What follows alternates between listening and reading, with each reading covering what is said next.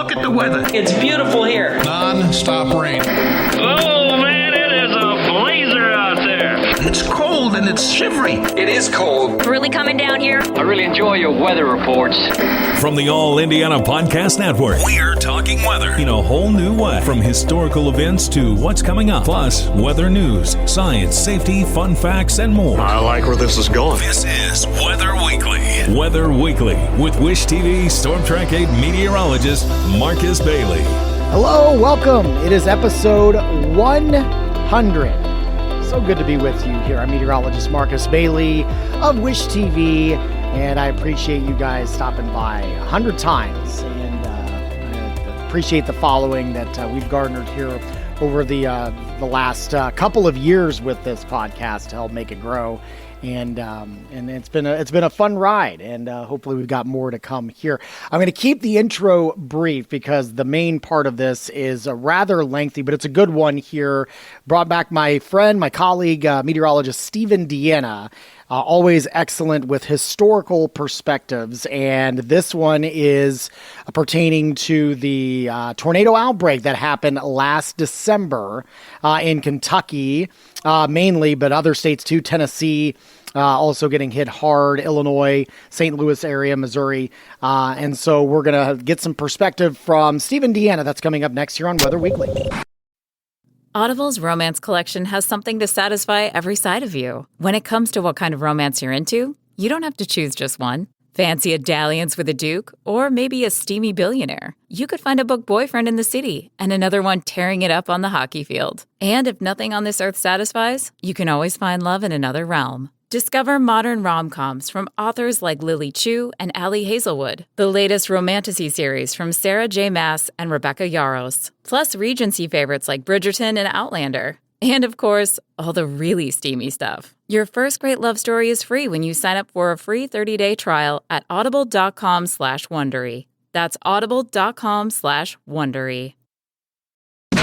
It is episode 100. We hit the century mark. That's fantastic. Good to be with you here. I'm meteorologist Marcus Bailey, and as promised, we have meteorologist Steven Diana, who's been on more than I can count of these 100 podcast episodes, and has bailed me out numerous times on weeks that I could not participate as well.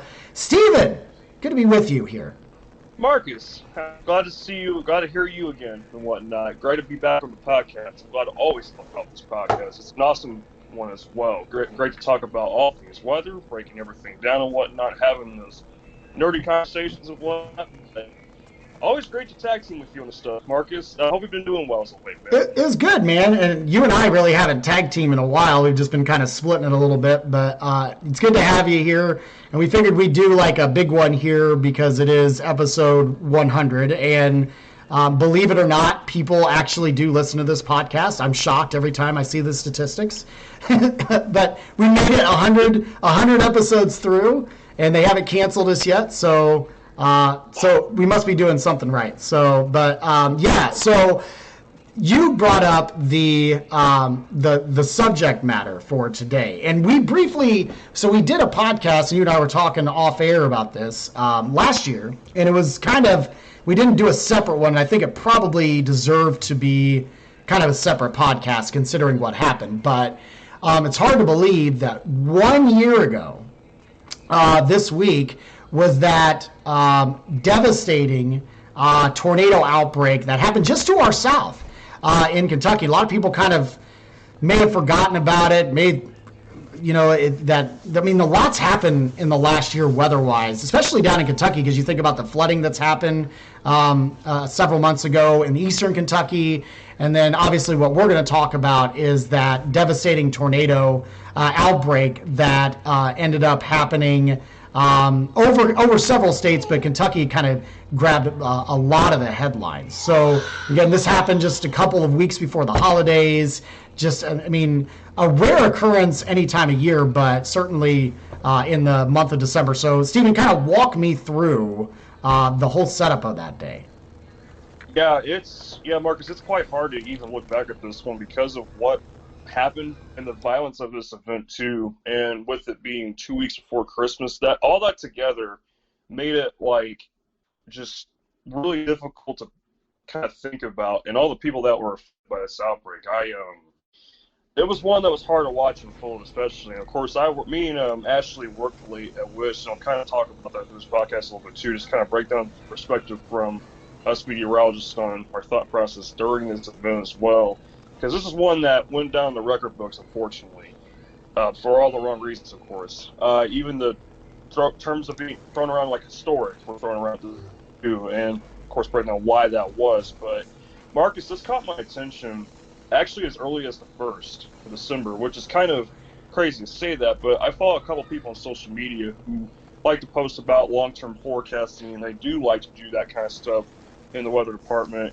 And they're like, we'll kind of need to keep an eye on the system around the 11th, 10th, 11th time frame. And I was kind of like, okay, it had started off, I think it was more of a typical start for last year, and by the 5th, I think we were in the 60s, and we had severe risk on Sunday to December. Severe weather is the furthest thing from our mind with weather. We're not thinking about severe. Yeah.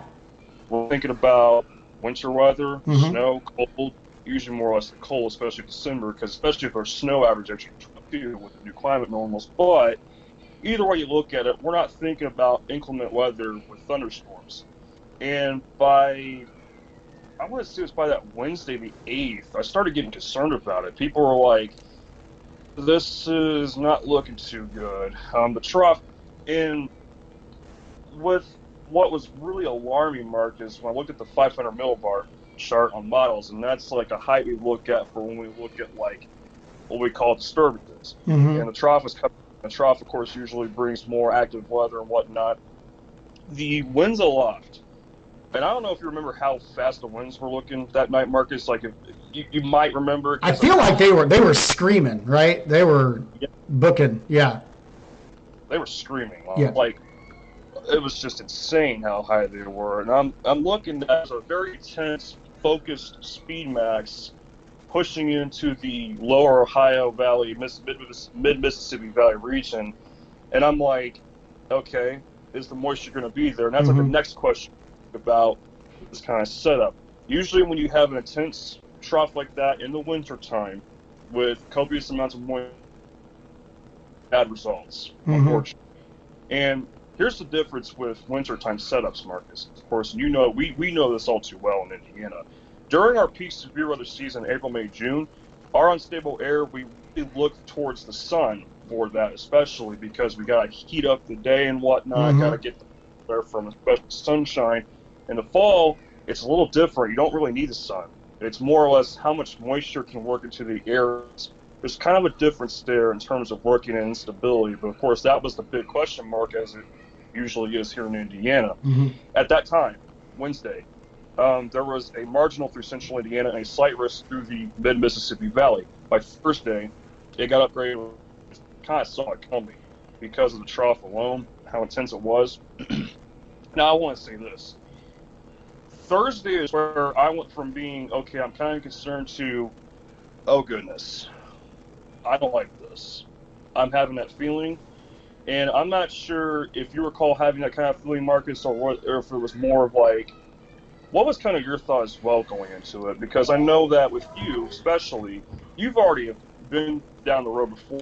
Remember when we talked about this with November 2013? Right. How you were coming up on it, you were like, oh, gosh, this looks like this could be a disaster. Sure. So, yes. Yeah. The biggest concern is, well, you kind of hit up on a few of them. One, and I think the most as a communicator on television, is that in December, that is the furthest thing from people's mind. People are, they're in the hustle bustle of holiday shopping. They're counting down the days until holiday break. We have our big swings, obviously. I mean, we've had our fair share this year of cold and warm and cold and warm and active patterns. And are we going to get snow? I think the last thing that people ever think about in central Indiana. Even I would say the somewhat weather aware, I'm not talking about the meteorology nerds that probably listen to this podcast, but, John Q. Public, that checks in, a couple times a day on the weather, the last thing they're going to think about is severe weather. And so that is always the utmost concern, even on a kind of lower risk day. And then to your point, and that's something that's kind of tough to convey to the public, because you're riding a fine line of informing and not scaring. But it is, you don't need a lot of those, we always talk about in the spring and prime severe weather months here in our state, where just so much has to come together to have an outbreak type of day. And, you don't have to necessarily have all of those components to make for a really bad weather day when you start getting in the colder months, especially instability. And that's not just here in the Midwest. That's almost nationwide. When you get into the winter months, you get into the cooler months, wherever you're at, you don't need as strong as you don't need the high cape to create some of these supercells. And you have to refresh my memory a little bit, because obviously I'm old now, and I don't remember. It's hard for me to remember things a week ago, let alone a year ago. Obviously, I remember the devastation that happened. I remember watching radar when this storm kind of originated and tracked through, several states. But I feel like we were kind of like, and I say we, central Indiana, we were like on the northern flank of that, were we not? Like, we still had somewhat of a risk, but it certainly wasn't as high as what they were anticipating down in the Kentucky and Tennessee and Arkansas area. Is that right? Am I remembering that correctly? Yes, that's correct. Okay. So, obviously it was a concern, because I think in the combination of, the 2013 outbreak that I experienced, and on top of that, a handful of marginal risk days that ended up being much more than a marginal risk day in my career. The combination of both of those, obviously my spidey senses are kind of going up. You know what I mean? There was obviously concern. My biggest concern was I want to make sure people know that this is something they need to pay attention to. Go about your day, go about your business, do your holiday shopping and whatnot, but it is something that you need to be aware of. And obviously the other thing I think, another factor, and this is any time of year, was these were nocturnal, right? These happen in the nighttime, especially when they started rolling through Kentucky. You have very limited daylight this time of year. So you get all three of those. The concern was pretty high, even though we were kind of on the northern edge of that.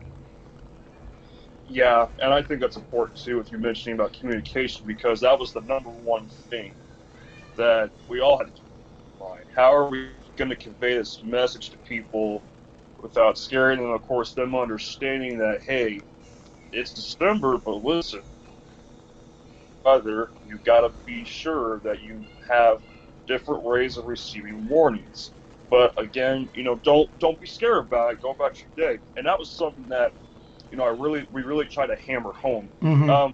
Thing too, Marcus, I wanted to say too, the Storm Prediction Center did an excellent job on this night with this whole risk in general. They had this nailed down from the get-go. Yes. So they had and of course all the other weather forecast offices. That was actually too. There's I'm sure you listen to on occasion as well. Weather Brains with James Spann. Oh yeah. They were talking about the outbreak overall last night, and they invited the warning coordination meteorologist from Paducah, and they did a tremendous job on this night. They were on it from the get-go. They issued an SPS well before the Western Kentucky tornado, and they were just on it. Kudos to them for all the hard work. That's a very strenuous event, even with their power going out to an extent as well. Sure. Of course, more the specs on that later too, but. Well, if I remember, just so I can step in real quick, because if I remember correctly, what made this difficult was the sheer, and you mentioned how the upper level winds were just, they were screaming, and so that's conducive for some real fast moving supercells. And if I remember correctly, especially the tornado, and I know it wasn't all like once they did the final report, they didn't join it up into 4 states, I think was what they were trying to look that it impacted. Like it ended up lifting at some point, but basically from the same storm, that this storm, I believe it was over 60 most of the time, right? 70 miles per hour. I mean, it was flying. So you had to give a lot of lead time, because if you didn't, it was going to be on top of a community before you could get a very good lead time warning out. Exactly, and the warning lead times too were impressive, because then that was also something that I was realizing a couple days before, and too, these storms were going to be moving so fast, and the messaging was going to be so critical. That Thursday, I remember doing a Facebook Live, speaking of the communicative aspect, right? Live that Thursday at work. I wanted to, of course, talk to my friends and whatnot about what was happening. It was when I pulled up unstable air models with the Baron 3K, because we have a model called Baron 3K 15, of course, because our graphic systems with Baron, it's an amazing graphic system, of course. I mean, Marcus especially loved, and the rest of the team loves too. Your paycheck's in the mail, by the way, from Baron for saying that. Thank you very much. A salute to good service. Right. So when I pulled up the unstable air model, Marcus, I almost kind of went mute, because what I was realizing was I'm thinking, oh God, this is uptrending. That's not the. Now, what I also said too was, I said this could be more of a worst case scenario, because I saw unstable air values that Baron was pushing 1,000 plus.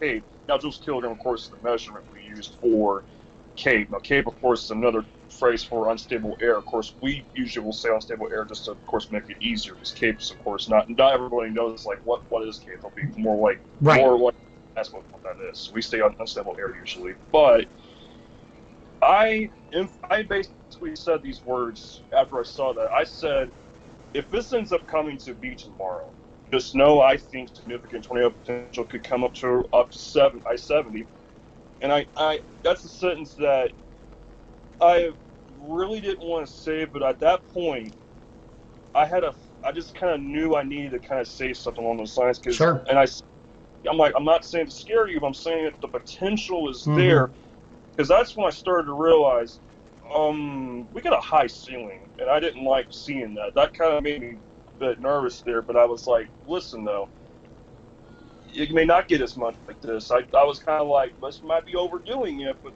then again, there's a real high ceiling, but there's a low floor. So it's just like, I'm like, listen, you gotta be able to have multiple ways of receiving warnings, know whether radio, make sure your alerts are turned on your phone. Don't hesitate to seek shelter. These things are going to be moving super fast, and that's when the Weather Service updated the forecast discussion, and they put in big, bold letters, significant severe threat increasing. I'm like, oh, great. So it's all just freaking coming together like a train at this point. I'm like, so I read that discussion with the Facebook Live video, and the analog that kept popping up, and there's not many comparisons with this. That's another important thing I wanted to kind of discuss before we get into the beat of this outbreak, is that there are not many events to compare this to. Like, going into this, we had maybe a couple events you could kind of say with, like, November, December events with these setups at night. Right. It's pretty rare. November 605 kept popping up. That was the deadliest tornado. Another event you could throw out there was, and Mike Ryan mentioned this, and I thought it was interesting, was the December 1957 outbreak in Illinois. There was an F5 in that outbreak. Okay. It completely wiped out Sunfield, Illinois. And I'm sitting there thinking, oh man, I'm like looking at this, I'm thinking, gosh, this is really not good. I didn't know what to say at the time, but at this, with me being so young in my career at this, it was important for me to like not get caught up in the emotion with the whole thing. I had to remember to remain calm too. And of course, working with a great team like you guys, I've already learned a lot with, what to do in the face of adversity. So, of course, I was making sure to have a good handle on things as well. And of course, along with everybody else too, especially within the heightened risk. So by Thursday, the enhanced risk was into southern Indiana. That night, I decided to watch football. because I needed to get my mind off the following night. I knew I was already going to be working late with Ashley at that point. And I remember, Marcus, after talking on the phone with my best friend, because, again, I needed to kind of keep my mind off the following night. It was kind of bothering me just a little bit. And I remember I will never forget this. This has never happened, I think, if I remember correctly, in my life, where I'm laying there, literally, thinking, like, with a risk. I'm laying there about to go to sleep. I'm like, I don't know if this is going to bust. I don't know if this is going to bust tomorrow night. Right. And it is a helpless feeling that I didn't want to think that way, but man, the parameters coming together for this, scary. Sure. So I had to, again, remember, I gotta stay calm in the face of adversity, just like the rest of us. So I remember, of course, watching you Friday morning, and that's when I remember texting you at about 11:30, because of course during the winter time, updates come out an hour earlier with the pension. And I also remember Mike Ryan tweeting, the EML might have rode faster, and I thought, don't say that. I'm like, don't say that. I'm like thinking, oh gosh, no, you're not just say that. With the models eroding the cap faster. The cap, of course, is a lid preventing from supercells to really grow, storms to grow, I should say. Because if the EML were to have eroded faster, and we would have got these going like that, it could have been disastrous for us. But of course, Indiana, thankfully, was largely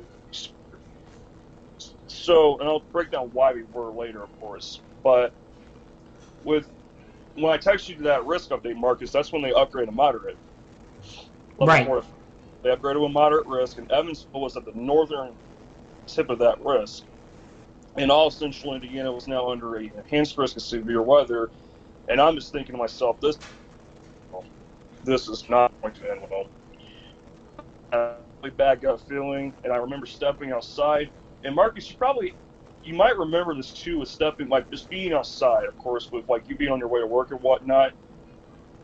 It just felt odd. It felt like it. You could feel it. Well, yeah. I mean, you can, like, in those scenarios, yes, you can. It's tough to describe.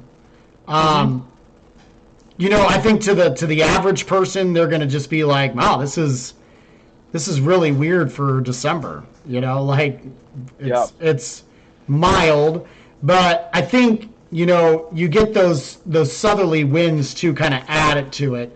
And I think a unique feature in the month of December at any point is actually feeling moisture in the air. Because, December, and then obviously when you get into January and February, they're cold months. Cold air doesn't hold as much moisture, so gone are the muggy days that you had over the summer. And so to have, I'm not saying it was extremely like super oppressive humidity, but just to feel a little bit of moisture and a southerly flow in the month of December when it's mild, it kind of raises your hair up a little bit.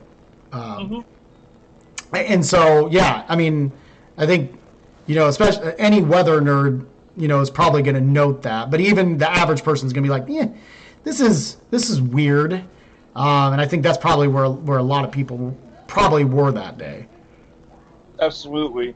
And I thought, too, with, like, going throughout the day, too, I remember seeing the updates on one, and of course, we talked a little bit, and I remember we were all, like, of course, trying to get in that agreement, going back to the communicative aspect. It's like, okay, look, the severe threat timeline, mainly 11 p.m. Friday night to 5 a.m. Saturday morning.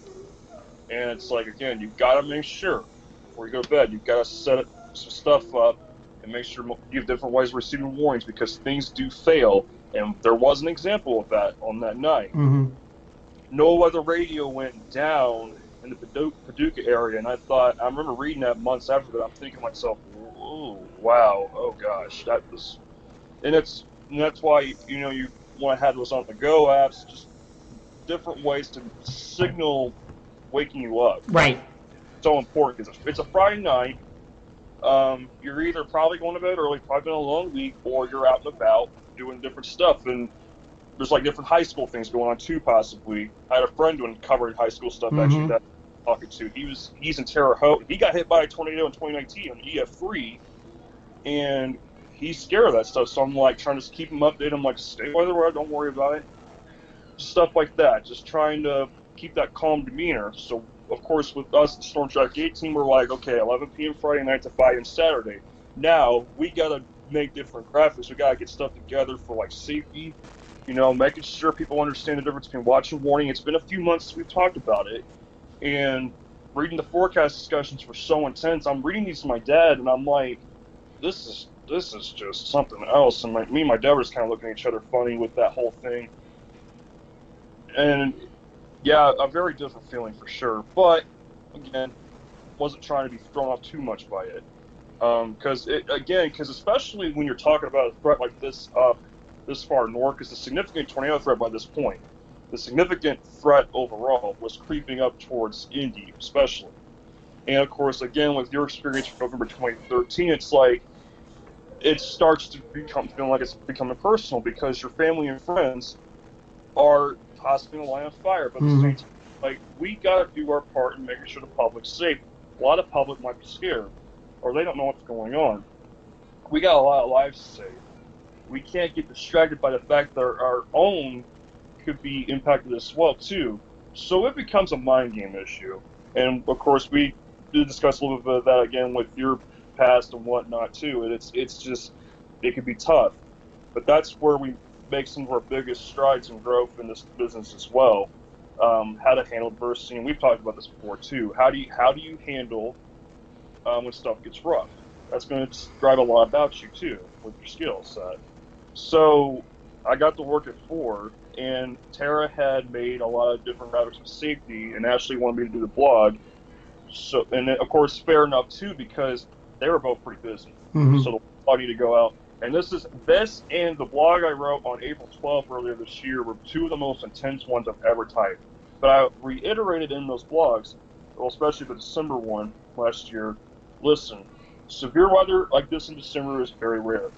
But if you have your safety plan, you'll be okay. And of course, we kept reiterating, don't be scared and whatnot. Just trying to talk to people. We're trying to be that guidance for people. And I felt like we all did a great job. We did the best job we could and whatnot through that part. Now it was the waiting game. This is the part I hate the most. And this is always a thing with me especially. I hate the waiting game in severe weather. I do. We had to go through the whole supercell thing first. So let's get to that now finally. So Marcus, around 5, 6 o'clock, they used the first tornado watch through basically where most of the destruction would happen. And it was basically saying several strong tornadoes likely. And of course, I kept chatting with my weather group chat as well with this as well. And I know you were watching too, because I remember you messaged me. I think it was right when we got up there. I remember you messaged saying, "Great job, you're killing it, guys." And I was surprised you were still up, because I know, of course, you work mornings and whatnot. And that's Friday, man. I take a nap, and then I'm up all hours of the night on Friday. I don't get the chance to stay up very late, so I wanted to make sure I was up for that. Well, and on top of that, I knew you guys had it covered, but you just never know if you need an extra hand or whatever, so I wanted to make sure I was available if need be. So I just kind of was on standby, but just watching from afar. We appreciate this. Thank you, sir. I appreciate that. No problem, sir. But so Supercell got started near Little Rock, Arkansas, and it eventually tracked up near Jonesboro. And I'm thinking, oh no, we're not starting this already, because Jonesboro got hit in March of 2020. Right. And I'm like, can we not start this already? It's not even 8 o'clock yet. Eastern time. The timeline is slightly fuzzy to me, because everything started happening so fast once the cell got going.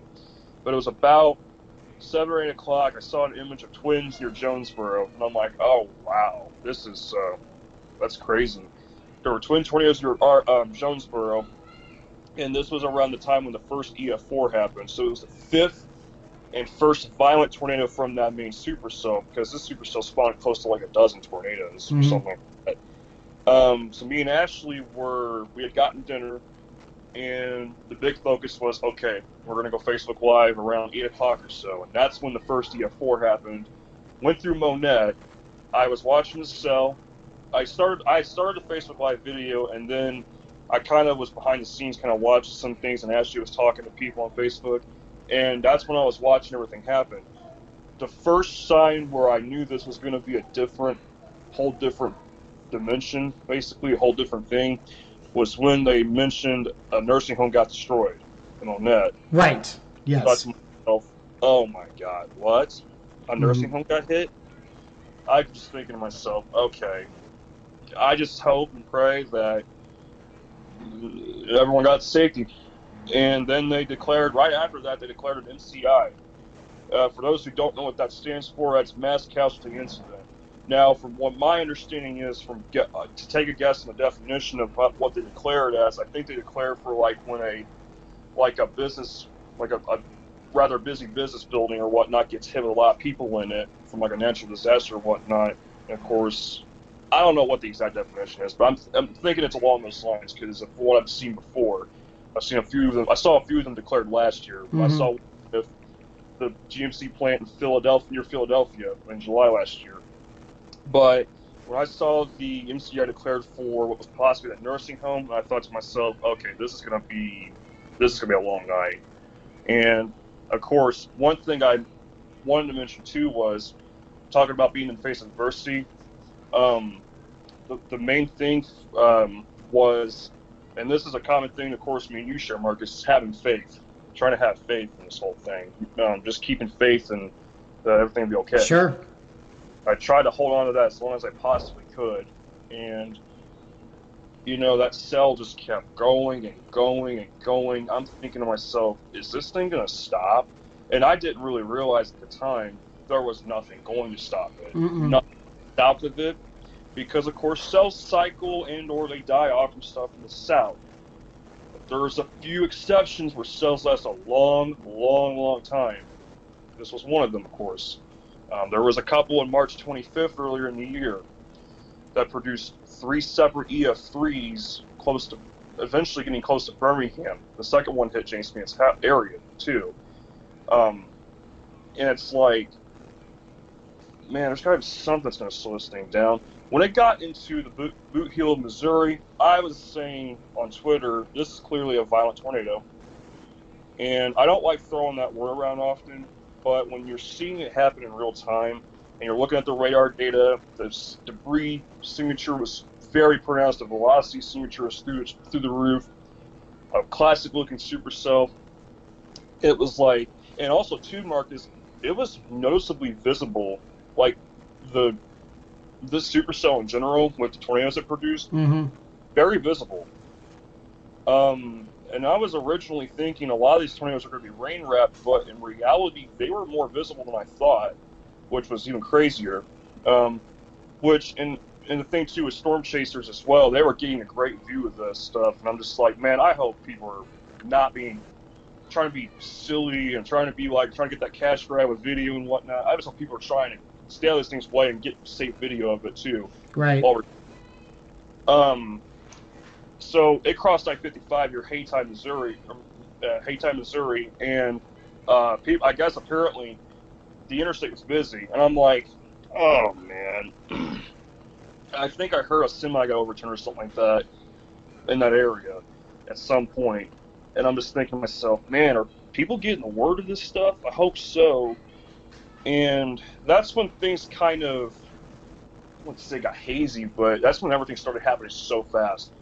It started happening in a flash. And I remember also through that, in the middle of that point, I should say, one of the next main tornadoes of the outbreak started happening too, up by St. Louis. So you had a cluster of storms happening up near St. Louis, and there was an almost EF4 tornado that touched down right in the northwest outskirts of St. Louis, and the weather service in St. Louis had to take cover from that tornado, and it got off close to St. Louis. So you had a cluster of activity there. It would eventually spawn the Edwardsville EF3, more on that in a moment. But this main supercell that I kept watching, it had the EF4 was still on the ground through Missouri. It didn't lift until it got to just northeast of Sandburg, Tennessee.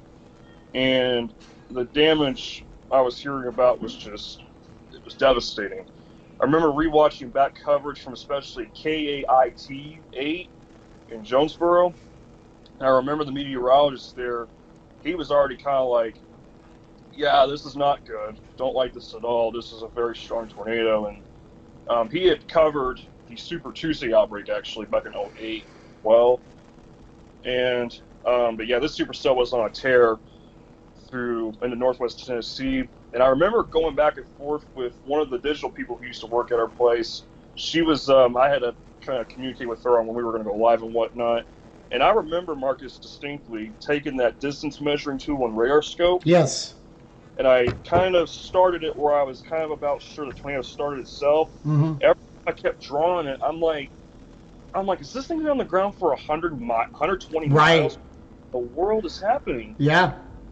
It's like, oh, geez. I don't know what to even say anymore. I'm losing my vocabulary at this point, but at the same time, of course, I'm trying to keep aware of other things too. So it wasn't long after that I was like, it's probably a good idea to start writing stuff down, what's been going on, and get it to our producers as well, because a lot of the reports started coming out about the damage, and it was pretty bad, especially in Net. They got hit hard, even Leachville too, I believe. But the cluster of storms for St. Louis, that's when, of course, the Edwardsville, Illinois tornado spawned, and that's the one that hit the Amazon. It actually destroyed half the Amazon, and all 6 fatalities happened at that Amazon. And I'm just like, wow. And that was just outside of St. Louis, right? Correct. Yeah. And what's crazier is on the storm chase trip, we actually stayed a night at a hotel not far from there. Okay. From a couple years ago. And in some of these areas that got hit, we traveled through these areas as well, like just a couple years prior. And I'm just like, I didn't think about that until the following day when I was talking to my best friend from Colorado and that. I'm like, these are some areas we were just in a couple years ago. I'm like, my goodness, this is just wild to think about. But yeah, the tornado that hit Edwardsville was a short-lived one, but it did a lot of damage, unfortunately. And so then that's when that supercell, around that same time or so, that's when that supercell in Tennessee recycled and dropped a couple of small tornadoes before it put down the one tornado, Western Kentucky, monstrous tornado at that point. So, of course, at the station, me and Ashley are still doing some Facebook Live. I actually went away from the action for a little bit to go back to Facebook Live for a little bit. Mm-hmm. So this was about when the tornado was tearing through Casey, Kentucky, and the Crutchfield, I think, or whatnot. This is where it starts getting a little hazy because, again, everything's happening so fast. And, of course, I know, Marcus, with you as well, of course, even with March 25th last year, you kind of like sit back and watch the action. It's just kind of like, my goodness, what's happening? Right. We're bewildered about it.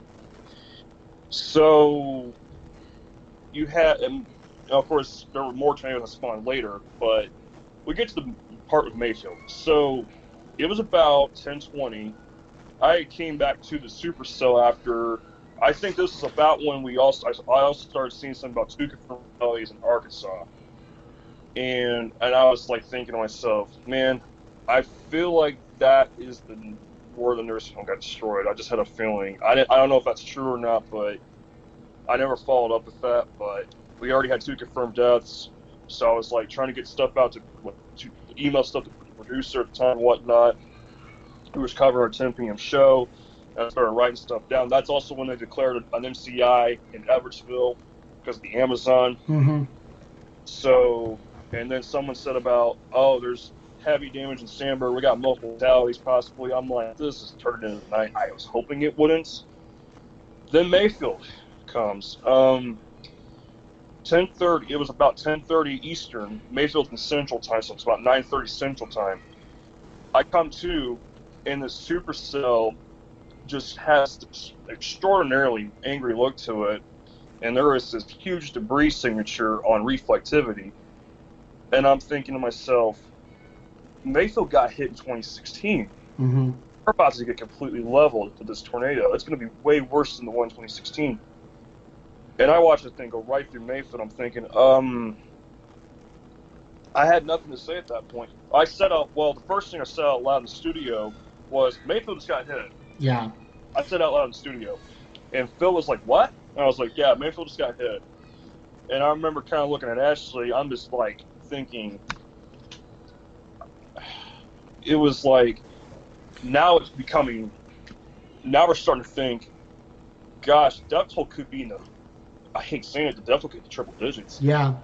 Well, and if I remember correctly, that the debris ball was pretty pronounced. I mean, it was a no doubt about what had just happened, if I remember correctly. Is that right? You are right. Yeah. Unfortunately, it was so, like, the thing just went completely over the town. I mean, it didn't do a south-north jog. No, this thing went completely through the middle of the city. Mm-hmm. And all I could think of was, that town's gone. And I remember my friend in my chat said, that tornado leveled the town and didn't even blink an eye. I said, yeah, it did not blink an eye at all. Matter of fact, this thing just kept going and going. Dawson Springs was one of the next cities in line. They got destroyed. Bremen got destroyed. Part of Madisonville, Kentucky got hit, and they were hit back in 2005 by an F4. It hit the UK research facility plant, leveled that place.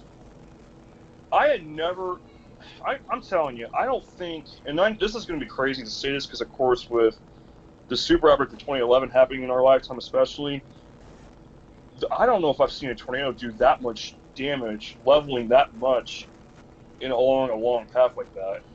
There's only a couple of tornadoes I can think about in my lifetime that have done that, like the Phil Campbell one in 2011, Mississippi. But this tornado had debris being thrown up in the air. I don't know if you saw this, Marcus, but at one point they were saying debris was being thrown up to possibly 37,000 feet. Yes. Mm-hmm. And that's higher than a typical airplane flight. Correct. Like, a flight. I'm like, this is absolutely ridiculous. Mm-hmm. I don't know what to say. I'm witnessing just a horrific history happening in front of me. I'm just like, I didn't even know what to think about. And at that point, that's when it was like, man, we haven't even hit the time frame for Indiana yet. And I'm like, I don't know how I'm going to get through the rest of this night. I don't. But again, that's when I had to think back to, you cannot lose it. Mm-hmm. You can't lose it. And I had to remember that too, especially. And of course, I'm with Ashley, who's a phenomenal, of course, chief meteorologist. It's like, gotta keep our head in the game. You cannot lose it. So that was hard to do. I remember started writing stuff down on what was happening, and then at a point, I just quit writing. I just couldn't keep up with it anymore. There was too much happening. While the tornado is on its warpath through Kentucky, you also started having extra cells behind that one form. And unbeknownst to myself, I had no idea at all until the following day that we had another 100-plus mile tornado track south of the Mania 4, Marcus. And I don't know if you saw it too during real time or whatnot, but this was the one that passed through like Dresden, Tennessee. Right. This was the supercell that eventually went on to produce the series of tornadoes in Bowling Green. That's right. Yep. And I didn't even know at the time that supercell had dropped a long track DF3. I think everything was starting to like get clustered together, that I was no longer seeing things straightforward myself personally. But it's like I remember listening, of course, last night at Weather Brains podcast, these meteorologists down here who are covering it, and there's a lot of worry and whatnot, but of course at the same time it's like conveying the message with a little bit of urgency, not panic. So it was like they're in the challenge of their lives down here trying to cover this stuff for people, and the only thing you can hope for is, my God, I hope everyone got the message. And of course, unfortunately, as we know, a lot of there was people who died in the candle factory. There were people, of course, it was a complete disaster that I would have never thought I would see this early in my career, especially. Or, I'm not trying to see media a lot, but it's like, it's astounding. I would have never thought I would see something like this so early on with like that. Because this stuff, like with the tornado in Western Kentucky, that happens like once in a blue moon, something like that, with how long it lasted too. But not to get basically, Central Illinois had more tornadoes as well during this time, because this tornado stayed on the ground for a long time. During that time, there was a long-tracked EF2 by the city of Ramsey, Illinois. This thing was on the ground for 41 miles. Now, Marcus, here's the interesting thing about this storm. I remember watching it through by Effingham, and of course, this cluster of activity is the one we were watching with Indiana. And I remember the Storm Prediction Center sent out a mesoscale discussion, and I saved a lot of photos from this night. This is one of the photos I have. loading it up right now, and it said strong tornado threat expected to persist for the next 1 to 2 hours. And this was outlined into Terre Haute, and I'm thinking to myself, okay, here we go. Let's buckle down, folks. So the presentation on radar of the cell, it wasn't even a supercell. It was like kind of like it had that bounded weak ecoregion with the center there, rotation, the absence of rainfall. Mm-hmm. It had the arms of a hurricane on the outside of it, kind of. And I'm thinking, wow, that's quite wild. So it kind of looked like a hurricane icon flying on through the state. I'm like, what in the world? It was crazy. But that cluster was moving our way. It produced a few tornadoes. It produced another strong tornado close to the border of Illinois, Indiana. We eventually, of course, got in the air at Wish at 11:45 p.m., pretty late. But, me and Ashley were ready to go. We were focused. We got back on Facebook Live again, and then we had to go onto the air. And that tornado that was in Western Kentucky was still on the ground. Mm-hmm. The thing did not quit until roughly, the time frame of this tornado, 8:49 p.m. to 11:47 p.m. Central Standard Time. Mm-hmm. That's pretty much 3 hours. I mean, that's absurd. It was insane. And of course, too, I'm thinking it's one tornado, of course, and it wasn't. As we know, eventually they figured out it was two separate ones. Right. But when we were covering this stuff in Indiana, when we had the first tornado warning by Petersburg came in, I remember having like the biggest scare of my career here at this point. I thought a tornado was down through Eugene, and I think it was nearly missed. Now, I didn't know if the radar data maybe was kind of glitching or whatnot. It looked like it was a TDS to me. I don't know. And I should have typed in the chat like, hey, I believe there was a TDS in Eugene, tornado debris signature. Right. I never typed. I was caught in a moment, and I remember it was just everything was happening so fast. Everything was moving super fast with it. But thankfully, though, Marcus, of course, there was one tornado in Crown Point, though, but it was a brief EF0. That was the only tornado I can recall we had in Indiana that night. And we had a lot of thunderstorm warnings, of course. Sure. No shock. But we didn't have as much moisture removed into the state as we were originally thinking, Mm-hmm. which is grace by God. Let's just put it that way. But I'll tell you what, I was tapped out after that coverage because I remember looking at my phone. We had got off about 12:30, and lo and behold, this thing is still going in Kentucky. And it was heading dangerously close to Louisville. And I'm thinking, oh, can this night ever end? Can it ever end, seriously? And that was about when you texted me, too, saying, you guys are doing a great job. And I was like, absolutely, thank you, man, appreciate it. Something along those lines. But, we were on the air for 45 minutes straight. We were spared, but there was other storms having destructive tendencies, unfortunately. Of course, with the other supercell that produced the long track tornadoes. I haven't really mentioned about some of the specs yet with some of these tornadoes. So, of course, like Edwardsville tornado, for instance, it was a short-lived one, 5 minutes. The one that almost hit St. Louis, that was on the ground, I think, for 20 miles. And it was almost rated an EF4. Okay. On the ground for 25 miles. One person was killed in that tornado. There were 6 fatalities with Edwardsville. The first EF4 that happened in that tracked through Monette to Leachville and to Sandburg, Tennessee, that was on the ground for 81 miles. 81 miles. Wow. Mm-hmm. Max width was 1,800 yards. Off the top of my head, I can remember. And that's just over a mile wide, and I'm not shocked because the signature was suggesting a pretty large. It was massive, yeah. It was massive. Yes. And basically, of course, a few other small tornadoes happened in between that one and the Western Kentucky tornado. And looking at the Western Kentucky tornado stats, this still just I don't think there's an adjective that describes it correctly. I don't know. It was on the ground for 165.7 miles when it was all said and done. Of course, Louisville, I think it was the Weather Service office it's Paducah, that said in our county warned area, it was at least 128 miles. And of course, Louisville. Of course, it went into part of Louisville's jurisdiction, and max width was 1.13 miles. It was massive. I think it got even more massive beyond Mayfield. That's what I'm kind of guessing, because that's where chasers were kind of seeing the damage even more extensive in terms of. The staggering number with this tornado, out of the 80, there were 89 fatalities in this outbreak. Out of the 89, 57 were with this tornado. And I'm like, and most of them were out of the candle factory. Is that correct? In Mayfield? I want to say, if I remember correctly, 8 people died in the candle factory. Okay. I know 20 died in Mayfield. In Mayfield, okay.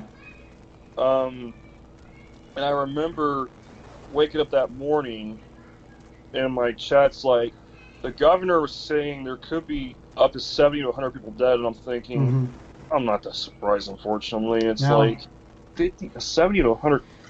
You think about it, Marcus, I'm like, am I waking up in 1971, or am I in 2021 right now? Because what has happened? Well, I mean, I often go back and forth on this, and I've heard, you can look at it in a number of ways. And I've listened to interviews with, forgive me, I don't remember the name of the meteorologist that was on in Paducah that covered that, because that's a weird TV market for those that aren't familiar. So the Paducah TV market covers like a large area, and there are 3 separate stations, but they're all in 3 different cities that are like an hour away from each other. There's Cape Girardeau in Missouri. There is Carterville in southern Illinois. It's essentially by Carbondale, where Southern Illinois University is at. And then you have Paducah, Kentucky, which is western Kentucky. So I actually had an interview for one of those stations before I went to Peoria. It was the one in southern Illinois. And I was like, well, how do you cover all of that? And basically each of those stations cover their own separate area. So like Cape Girardeau's probably not going to go live for the Paducah, Kentucky area. The Paducah station's basically going to cover that. So that said, there was a gentleman that was, there was 2 guys that, if I remember, because I was watching the stream, and they just excellent coverage. But again, I watch them. I watch or listen to podcasts with Span. He's obviously covered his fair share of large tornado outbreaks, or anybody else out of the Dallas area or wherever, Oklahoma City. There are some tornadoes that even in 2022, that you can take all the precautions and give all the lead time that you can, and if you don't have a fortified structure, and even then, like if you have a basement, if it's a strong enough tornado like that one was, or some of the other big ones that you and I have talked about on this podcast, that I don't know if they're necessarily survivable. And that's pretty grim and dire to say, but those are types of tornadoes that you probably have to almost have an underground bunker for survival. And so if you take a direct hit. So that's one problem.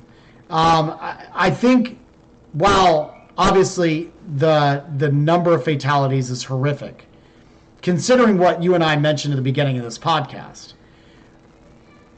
the timing, the time of year, it's a miracle that it wasn't more, considering the size, the length, the magnitude of it all. And then add to that it was a Friday night. So people are, again, weather is the furthest thing from people's minds on a Friday night, in any stage, whether it's winter or severe. While the loss of life was devastating, I'm shocked that it wasn't more, considering some of the populated areas that it went over. Right. I didn't think about that until recently. With there could have been even more people that would have died from these tornadoes. But I think it's just, to me, it's like, it's just so staggering by itself. But I think you bring up a good point too with like having that reinforced shelter, and it's understandable with that, because it's like if there's a tornado that's strong enough, it's like being below ground, like just being in an ordinary shelter may not be enough. Right. And again, like you said, yeah, it's pretty dire safe, but it's like, it's just when you do when you break it all down simply with the data, it's like there's no real other way to put it though. No. It's like that's a hard thing to kind of break, like to explain a little bit, but the best way I could put it is, it's like you want to, of course, you always got to make sure that you have the best shelter possible. Even then, it's like you got to be as low as you possibly can be. Right. The middle part of said structure, away from windows, no large open room, and one big tip, of course, too, putting as many walls between you and the outside as possible, of course, especially when we talk about impact. Correct. Especially, you like to focus especially with the impacts, especially when it comes to like winter weather per se. Mm-hmm. But of course, in this case too, to minimize the impact of you being hurt or possibly killed. And with this case, it was super unfortunate with how everything played out, because of, especially with all of the homes that were leveled from the second EO4. I had never seen that many locations with just the foundation left. Right. I mean, they're just ripped off their foundation, and again, that goes to the point. It's, even if you can scurry to a basement, when you're at that point and you are now exposed, I mean, you have given you've given yourself the best chance, because you are below ground, and obviously the biggest threat is not you getting sucked up by the tornado. I always have to explain that to fourth graders when I go and talk. It's the debris, and it's protecting yourself from the debris. But if you're in an open or exposed area like that, once your home has been completely ripped off its foundation, that makes it tough. And now you're just, it's a grace of God kind of thing at that point. And how do you fix that? Again, I mean, most people can't afford a fortified underground structure or shelter, like that. Right. Most people can't. And to bring it back around, these events are extremely rare. I mean, I'm not trying to advocate for someone to spend hundreds of thousands of dollars to build yourself an underground bunker, right? Right. And it's unrealistic. It's unrealistic, but yeah, I mean that's where that type of storm is at, though. I mean, and that's what's kind of scary about it, because I don't know if there's a lot of structures that can withstand that magnitude, unfortunately. Right. I don't think there are either. It's just because once the tornado gets that powerful, it can do so much damage. Mm-hmm. It's with the power of wind. Wind's so powerful. Well, I think what you can do is and I think people kind of maybe roll their eyes every time we bring it up in the spring, and we have severe weather awareness week and that kind of stuff, and the kids practice their tornado drills at school and everything else. You hammer it home, and I think a lot of verbiage that we've added, I'd say in the last probably 10 years, is that it is a wise idea in wherever your safe place is in your home, whether that is your basement, whether that is the lowest level of your home in a central room, that you put a helmet in there. That wasn't a thing that when I was younger that was talked about. It was, I mean, we always, we did drills where we got on all fours and we protected our head with our arms. And so you were taking that initiative. But I think, taking that a step further, like most kids have bicycle helmets. Some kids have hockey helmets or football helmets or baseball helmets. And so something like that, while you may feel stupid doing it while you're waiting out a tornado warning, but in cases like this, where, you don't have that underground structure, it could be something that saves your life. And so that's why we kind of hammer that home, because, there's only so much structures can do. It's tough to gauge how strong a tornado is going to be. Even in a scenario like that, you can say, yeah, the possibility is there, right? But you never know how long or how strong or how large a tornado is actually going to be. We have a tough enough time just, nailing down, prime locations. It's getting better, but I don't know if in our lifetime we're ever going to see the science reach a point where we're going to feel confident enough to be able to say, well, yeah, there's a really high probability of an EF4 plus, kind of thing. So it's always just good to be, err on the side of caution. And that's why we kind of hammer that home. Exactly. And that part with the helmet, especially, too, that was something I was going to bring up, too. I'm glad you did that, because it's like you mitigate serious head injuries and whatnot, too, especially. So that's another good point, too, Marcus. I like how you brought that up, too. But, in retrospect, this thing, there's some lessons still to take away from this outbreak. Of course, I'll mention those in a minute, but of course, I'm going to quickly get through some of these other tornadoes I don't want to forget about, because there were a lot of significant tornadoes on this night. So, I know I mentioned this supercell a lot, because this thing was going on for so long, the supercell finally started to stop being so violent once it got beyond past near Louisville and towards the Ohio River, towards Ohio. So, with that being said, of course, again, there was a couple of other EF2s coming into eastern Illinois from Windsor to Mattoon, and also near Chrisman and Edgar and Vermilion counties as well. You had that long track DF3. Now, this is where that second supercell, big time supercell, started happening as well. Just south of where the violent tornado activity occurred, from basically New Bern, Tennessee to Dresden, eventually up through Pembroke to west of Elkton, Kentucky. This was on the ground for almost 123 miles, and it was 2,000 yards wide, about 1.25 miles wide, and it lasted for roughly 2 hours. Amazingly, nobody was killed with this tornado. I was like, wow, and that's great, considering how bad the other tornadoes were. 34 people were injured, but still nobody died in that tornado. That's a great thing. So then it put down another EF3. This was the tornado before the Bain Bowling Green tornado. This was the one that started near Russellville to northwest of Bowling Green, and it was on the ground for 28 miles, and it was a big one, 1,400 yards wide. Of course, it began basically after the tornado dissipated. This tornado quickly intensified after touching down, of course, and across US 431 north of Russellville. Of course, destroying many mobile homes. Nobody was killed with this tornado either, thankfully, but it caused quite a bit of damage. Considerable damage in Chandler's Chapel. Methodist Church lost its steeple.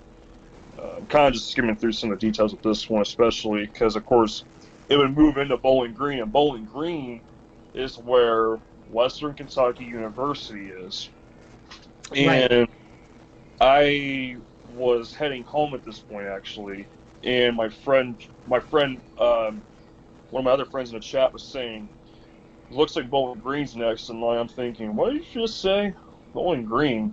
Because I was kind of out of it a little bit at this point. I didn't even get home until 2:30 a.m. So the Bowling Green tornado was happening at around 1 to 1:30 a.m. Central Time, and I remember just seeing it happen. I remember looking at radar and thinking, you've got to be kidding me. You've got to be kidding me. Mm-hmm. And that tornado basically cut right into part of town. I originally thought the campus got hit, but it was narrowly spared. But there were 16 people who died in this tornado, and it tracked for 29 miles. And also, too, Marcus, there was a secondary satellite tornado with it that was rated EF2. It was on the ground for 6 miles. So you had twin strong tornadoes on the ground at the same time at one point. It's like, oh, man. Just a nightmare scenario. Another EF2 from Lexington to Natchez Trace State Park in Tennessee. It was a high-end EF2, actually. There was of course, other tornadic activity through central Tennessee as well, or northern Tennessee, I should say. Another strong tornado from Park City to Cave City to northeast of Horse Cave in Kentucky, through Edmonson, Barron, and Hart counties, on the ground for 17 miles. This started after the Bowling Green EF3. So the Bowling Green supercell produced several strong tornadoes. And unfortunately, that was the environment down here was so primed, it was crazy. Along with that really high shear, I think Cape values down here were approaching like 2,000. And at that point, it's like, that's a disastrous waiting to happen, unfortunately. Another strong tornado from Munfordville to Hardyville to northeast Somersville in Kentucky. That was on the ground for 24 miles. Nobody was killed in those three I just mentioned. But there was one death in the Saloma to Bradfordsville, Kentucky tornado, on the ground for 15 miles. So, yeah, there were several more strong tornadoes through central Kentucky. A lot of tornadoes in Kentucky, just a lot of them. Right. And then some weaker tornadoes through Tennessee as well. Actually, I remember distinctly at 4 a.m. Eastern time, right before I went to bed, there was a particularly dangerous situation, tornado warning issued for part of Nashville. I'm like, stop it. Please stop. I don't need another heart attack right now. I want to go to bed.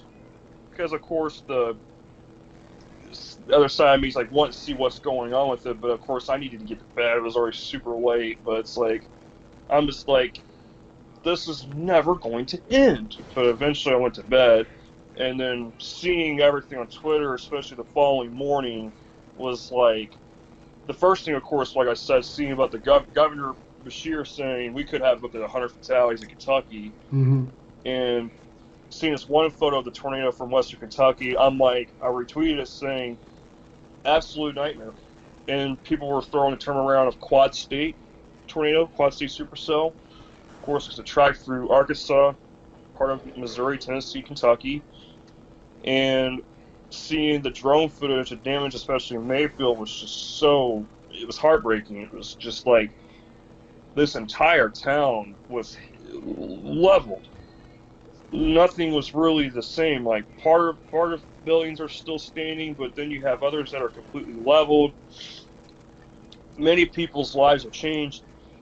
Again, Christmas is like 2 weeks away, and everyone's not going to see Christmas now. A lot of people are left homeless now. Sure. For a temporary amount of time.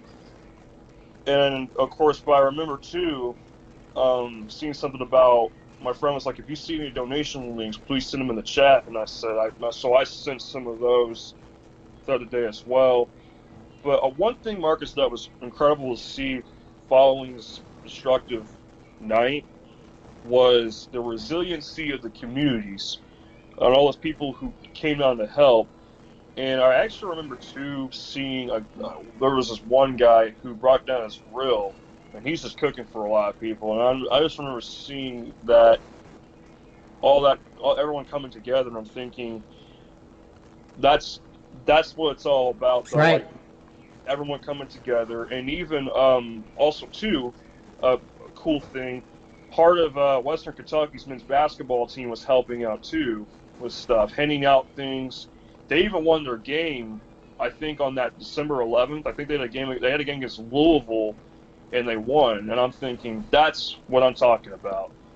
So, although while that night will, of course, be remembered as basically a complete the nightmare that was in Kentucky, especially, what should be understood too is these communities were, they were quick to be like, we ain't gonna let no tornado ruin this area and whatnot. We're gonna stand up and we're gonna build back better. And that's what I like to see with, even after like Joplin, for instance, or Greensburg, Kansas, these towns picked up and they said, screw that, we're not going to be down. We are going to get back on our feet and do what we can. And that was what,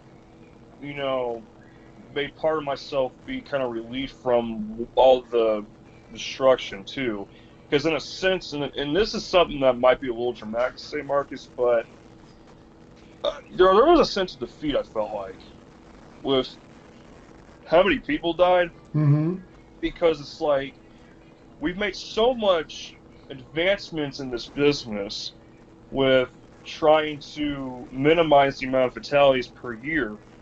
And it's like it's almost like it felt like we took steps backwards on that night. But that might be a bit dramatic for me to say that, but it's like the circumstances of it just did not come. It was a terrible combination of things. But again, there seems to take away from it. One thing too, though, you want to talk about communication as well again. Or should I say, going back to it, at some point earlier this year, I remember hearing about like the Spanish community in general, like Spanish population in Arkansas, are having a difficult time with deciphering the message overall in the warnings. I thought to myself, that's bad. And I think that's why part of the reason why too they started like sending out those alerts in Spanish on like NWSN and whatnot, stuff like that.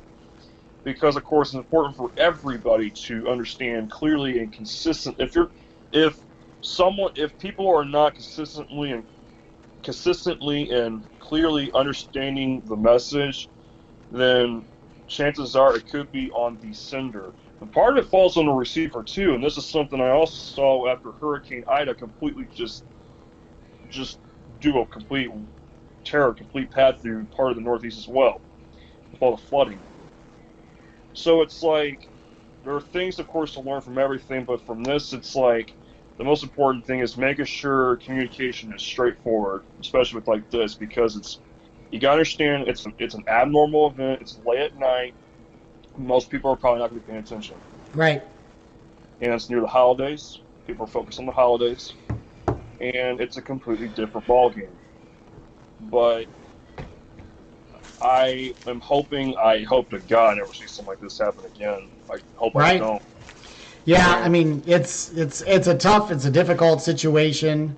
And the one thing, we're gonna wrap this up here, but the one thing that I remember kind of post-mortem after it was, and it took several days, and I remember talking to Mike Ryan about it because we did our winter weather outlook. We did that podcast, a couple of days after the event. They were still trying to decipher if this was going to classify as a quad state tornado. Mm-hmm. They wanted to be sure, and then obviously they did not classify as that, because that would have been a first. There's been, we've talked on this podcast about the tri-state tornado, but this one, if it would have stayed on the ground the entire time, would have been 4, which I don't think has ever happened before. So, right. But again, it whether it did or did not, it originated basically from the same supercell, and that's remarkable. The lifespan that cell had, if you look at a time lapse of how that all progressed. Starting that evening. It was pretty incredible. Mm-hmm. It was. And just the final overall stats from this outbreak. Of course, the most powerful tornado was Western Kentucky. 190 mile per hour sustained winds. 71 tornadoes were confirmed. For a December outbreak, that's just unprecedented, and it was. The death toll was 89, 6 additional tornadic fatalities, surpassing Vicksburg, Mississippi F5 from December 5th, 1953. That caused 38 deaths. This became the deadliest December tornado event ever recorded in the entirety of the United States. In Kentucky alone, 74 people died by 3 separate tornadoes. Mm-hmm. In addition, at least 667 people were injured. Also caused almost $4 billion in damage. That's in 2022 U.S. dollars in damages. The outbreak set a new record for confirmed tornadoes in the month of December with 71. But what's crazy is that only stood for 5 days, because on December 15th, you had an even larger tornado outbreak happen through Nebraska, Iowa, Wisconsin, and Minnesota. That one, I don't know what to say about that one, because, my goodness, that was crazy. From a elongated and powerful line segment. But, yeah, to basically close this out, of course, Marcus, main thing to kind of take away from this is, no matter how bad things get in a situation like that, always got to be sure to remain as a source of hopeful guidance for people and to make sure they understand what's coming. That's kind of the main thing I try to do this as well, and to make them understand they got to take cover. They can't try to look at this. It's you've got to take in our field especially, because you always know that there's a next one, right? And while this one did not directly impact Central Indiana, the next one could. Yeah. And so you're right. I mean, that's our job, and I know that it can sound repetitive and monotonous, and that anytime we especially on social media, which is the bane of my existence these days. But that's another topic for another day. But anytime that you bring up severe weather and stuff like that, you find yourself being repetitive. You don't want to be, because you don't want to lull people into some sense of security and be like, well, he said this the last time and nothing happened in my house. But I think it's there's a fine line. You don't want to be fearful either, and because if you do that and you go too over the top, then you're really going to get it from the social media experts that are going to jump on and say, oh, nothing happened and you're wrong again, and we see it all the time. Which, by the way, I don't care. I've done this for 17 years, most of which social media has been around for that time. So I've taken my fair share of lumps on social media, and most of the time I find it comical. But it's you got to find that fine line, make sure people are aware, and hope that they're doing the right thing. Unfortunately, and I think that again in this case, a lot of people did. I know, and again, we're running out of time here. I don't want to go too much longer, but I know that they're, looking back, especially probably the two areas of businesses that were highlighted that night were the candle factory, right? And the Amazon factory.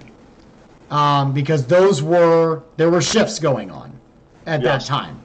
And so, I think a lot of the scrutiny probably after the fact came, what was their protocol. A lot of the times, especially I think with Amazon, I don't know about the candle factory per se, because I think that was a locally owned business. But a lot of these, bigger box type of factories, we saw it locally here with the FedEx shooting, that they don't let their employees bring cell phones in. And so a lot of those people kind of go in blind, they don't know. And so you can scrutinize a little bit there and say, well, if you don't have your management team paying attention, because they're paying attention to the work, they're not paying attention to what's going on, then how are these people going to stay alert? How are you going to get these people to safety? You're talking hundreds, if not thousands of people that are in what basically equates to a large gymnasium, which is one of the worst places you could be in a situation like this. So I don't know. How do you fix it? I don't know. I'm not a manager, thank goodness. But it's a lot of questions that that probably need to be brought up to a lot of employers, for especially those bigger stores, those shift workers, that they're open 24 hours, and you have these nocturnal events, and especially where they have policies where people can't bring their smart devices in, and so they're unable to get any warnings about what's happening, in the outside world, specifically with severe weather. So I don't know. Again, I don't have all the answers, but it's definitely things that need to probably be brought up. We're always trying to just make things safer for everybody. That's the goal. That's the end goal for for all of our jobs, whether you're TV, your government, your private. That's the main goal when you get into meteorology, is you just want to make sure people are safe and well informed. And I think well informed people typically will then err on the side of caution and be on the safe side. So that's what you got to take out of it, I guess, on a situation like this. Yeah, I think that's a good way to put it. And there definitely should be some discussion on how to be able to make safety a priority, especially in having people understand what's going on at businesses like that, especially where you can't get that information because you can't be on your phone or whatnot. And that's understandable too, but you also too, everyone in buildings like that, they've got to know what's coming because they can't, oblivious to the situation, and then they're in a spot where they're not in a safe spot, and they could potentially be killed because they're in a large area, open area, or something like that. But no, I think you hit it on the head there, Marcus. That's a great way to. That's the best way to put it. All right, Steven. Well, thanks for the time here. Thanks for your insight as always. I love the in-depth analysis you always give, detailed. I'm always just in awe of. Like, not only that you can remember certain events, but you literally remember, like, the minute-by-minute things and events, which just, what a gift.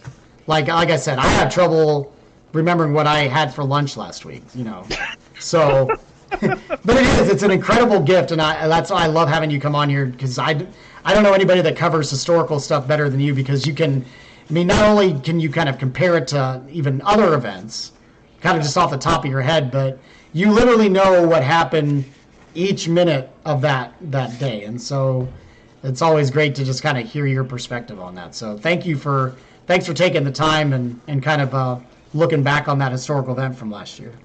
Hey, you're welcome, Marcus, and I appreciate that, man. That night specifically, though, I would like to forget that. Sure. But, it's important for me to remember and understand and take something away from it to further kind of build up what I'm, trying to push and with my path and trying to be the best I can be, of course, and also have others learn too from not only myself but from you and others as well. So no, I appreciate that, Marcus. Thank you so much though again for those kind of words, man. I always appreciate that, and I just love to read about the stuff.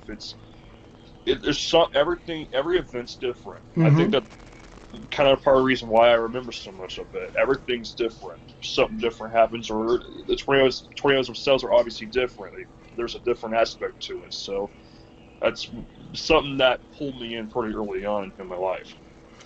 Very good. All right. His name's Steven Diana. He's a meteorologist with us at Wish TV.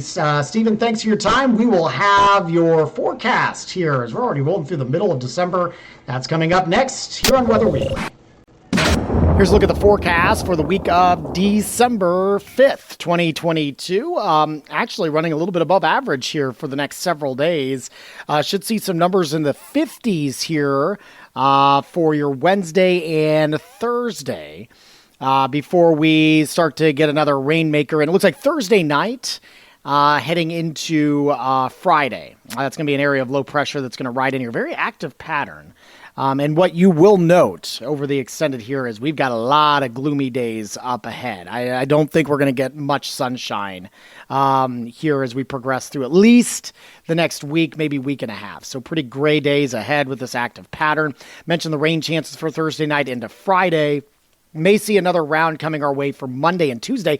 Looking at some of the models here, models are going as high as the mid to upper 50s early next week. That would be the 12th and the 13th, Monday and Tuesday, maybe even Wednesday as well. It does appear by the middle of the month that we will then flip the switch and turn significantly colder, and that could linger in toward the end of the holiday week, getting into the holiday weekend.